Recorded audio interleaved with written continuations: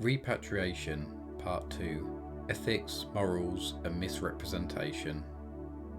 Museums no doubt benefit from diverse collections of cultural heritage from around the world, but as discussed in Part 1, they have moral and ethical responsibilities regarding how objects are obtained, interpreted and presented.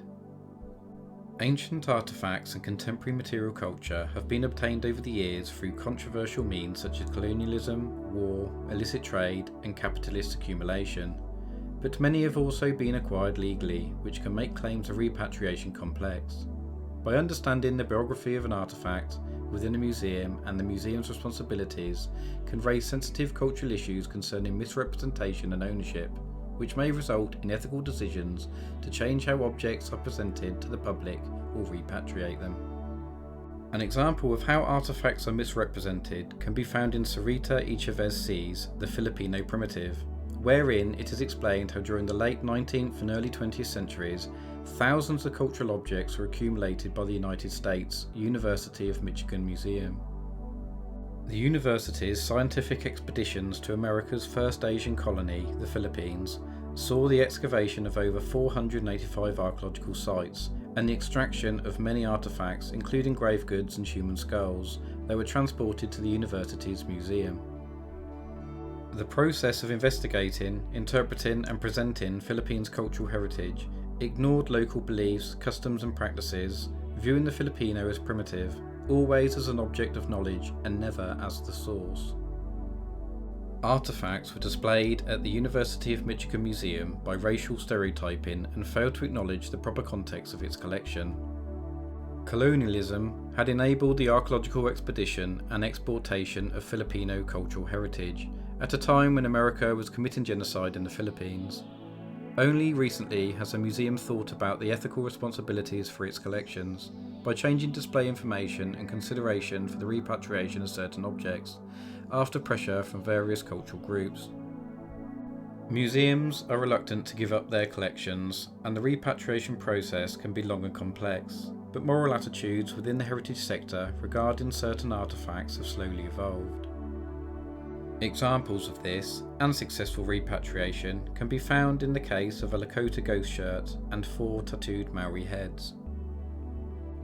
The indigenous American Lakota ghost shirt is an artifact that was believed to hold religious power, rendering the wearer invulnerable, and was taken from the Massacre of Wounded Knee in South Dakota in 1890. In 1891, members of the Lakota who fought at Wounded Knee performed with the Buffalo Bill Wild West show in Glasgow, United Kingdom, and the city brought the shirt and displayed it in the Kelvingrove Museum.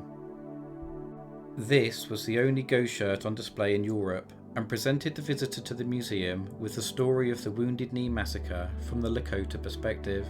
But 100 years later, the shirt still held religious significance to that community.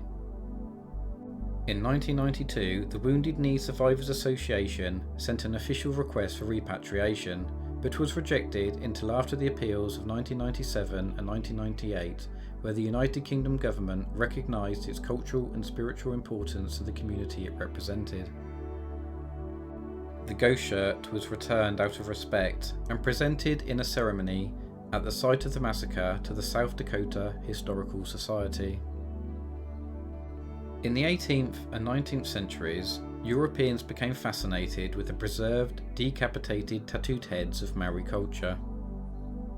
The tattooed faces signified the genealogy and hereditary rank, and the Maoris would take the heads of their enemies or important individuals to preserve as trophies or to keep out of respect. Many were collected from New Zealand out of curiosity and scientific interest, which made them valuable objects and provoked a murderous trade. 4 heads were donated to the Bristol Museum and were displayed until the 1980s, when they were removed out of consideration for the source community. In 2007, the New Zealand government sent requests to Europe for the repatriation of Maori human remains, and the Bristol Museum, after assessing their ethnicity, authorised the head's return. The Museum of New Zealand, Te Papa Tongarewa, hold sacred ceremonies for all ancestral remains and return them to their descendants. The repatriation was seen as a successful act of diplomacy, learning and understanding between different communities, and help recognise and heal past atrocities. These two videos on repatriation have shown that the past is very much alive in the present.